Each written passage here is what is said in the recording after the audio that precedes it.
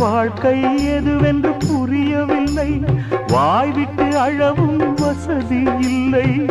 வெந்த புண்ணில் அல்லவோ வேலும் பாய்ந்தது, விதியால் வந்ததா இல்லை, சதியால் வந்ததே தொல்லை.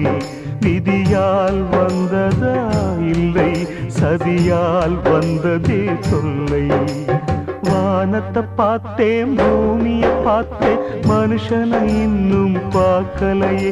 நான் பிறந்தது அழுதிடத்தானா, ஏ விதியே சரிதானா?